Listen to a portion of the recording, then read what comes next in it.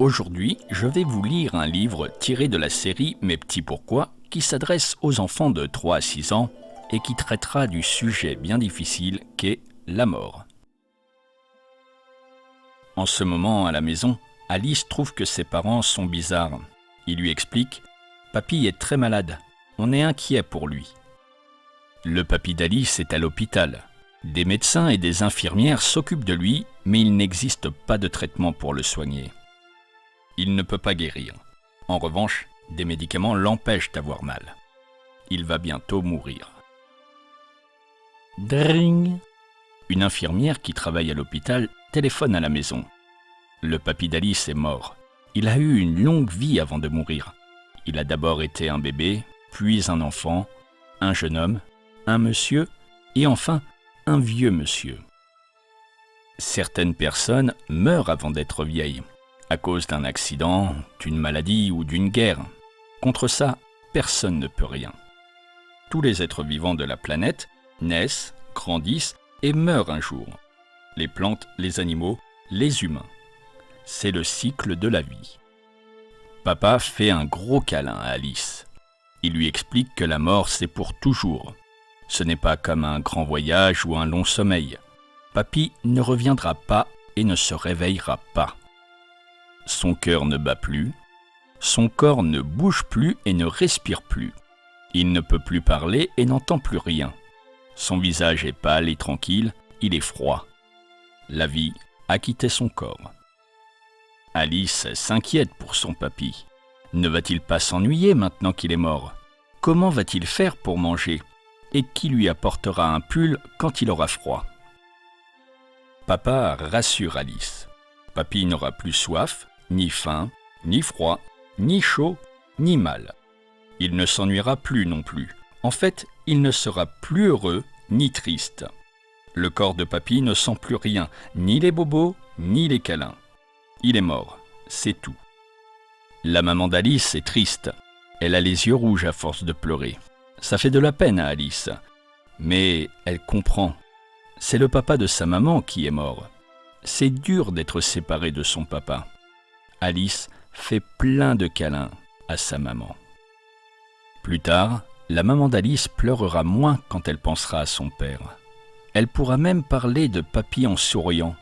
Elle aura fait son deuil. Le papy d'Alice avait 2 enfants, la maman d'Alice et le tonton d'Alice. Tonton n'est pas comme d'habitude. Dès qu'on lui parle de papy, il s'énerve. Tonton trouve injuste que son papa meure. Mais ce n'est ni juste ni injuste. On meurt parce qu'on a fini de vivre, précise papa. La colère est une autre façon d'exprimer sa peine. Comme la tristesse, elle deviendra moins forte, puis elle s'apaisera au fil du temps. Tonton aussi aura fait son deuil. Le papy d'Alice va être enterré. Maman raconte à Alice comment ça se passe. Le corps est déposé dans une boîte qu'on appelle un cercueil. Puis, comme papy était catholique, une cérémonie sera organisée à l'église. On chantera et on priera pour lui. Après la messe, le cercueil est transporté au cimetière et placé dans une tombe. Ça ne se passe pas toujours ainsi. La mamie de Léon, un copain d'Alice, a préféré que son corps soit incinéré plutôt qu'enterré. Le corps est brûlé et les cendres sont conservées dans une sorte de boîte, une urne. Le jour de l'enterrement, la famille et les amis sont venus nombreux pour dire adieu à papy. Tous portent des vêtements sombres. C'est une façon d'exprimer leur peine. Au contraire, si on vivait en Chine, tout le monde serait habillé en blanc ce jour-là. Même si un enterrement est un moment triste, ça donne plein d'émotions de se retrouver ensemble. Alice est triste, mais aussi contente de revoir ses cousins chéris. Le soir, à l'heure d'aller se coucher, Alice jette la petite taupe par terre. C'est son histoire préférée. Et papy n'est plus là pour la lui lire. Alice se sent abandonnée. Elle ne peut plus rigoler ni jouer avec son papy. Elle lui en veut. Mais Alice n'est pas seule. C'est son papa qui va lui raconter l'histoire. Papa lui souhaite une bonne nuit, mais Alice ne veut pas dormir. Elle pense à la mort de papy et ça lui fait un peu peur. Peut-être qu'elle aussi est en danger de mourir. Papa la réconforte. C'est normal d'être inquiet car on ne connaît pas grand-chose de la mort. Alice a encore une immense vie à vivre. Alice ferme les yeux, rassurée.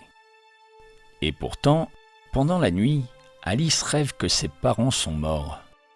Maman dit que oui, ça arrivera forcément quand leur vie sera terminée. Elle lui explique aussi que quand les parents d'un enfant sont morts, il y a toujours d'autres adultes pour s'occuper de lui. Mais pour l'instant, papa et maman sont bien vivants, avec l'envie de faire beaucoup de choses avec elle. Et si on allait à la piscine samedi prochain ? Mais Alice a encore un souci dans la tête. Elle repense au jour où elle avait dessiné sur le mur du salon. Papy n'était pas content et l'avait puni. Alice était en colère, tellement qu'elle avait souhaité qu'il disparaisse. Et maintenant, elle se demande si papy est mort à cause d'elle. Papa lui dit que les pensées ne tuent pas. Alice n'y est pour rien. Ça arrive à tout le monde d'être en colère et d'avoir des idées méchantes. Quelques jours plus tard, Alice accompagne ses parents au cimetière pour déposer des fleurs sur la tombe de son papy. Peu à peu, le corps de papy va se transformer en poussière. Pour la mère d'Alice, papy va rejoindre Dieu. Le papa d'Alice, lui, pense qu'après la mort, il n'y a plus rien. Les parents de Ming, sa copine vietnamienne, sont sûrs que les morts reprendront vie dans un autre être vivant. En grandissant, Alice se fera sa propre idée sur ce qui se passe après la mort. Dans tous les cas, son papy restera toujours son papy. Et il continuera longtemps d'exister dans ses souvenirs.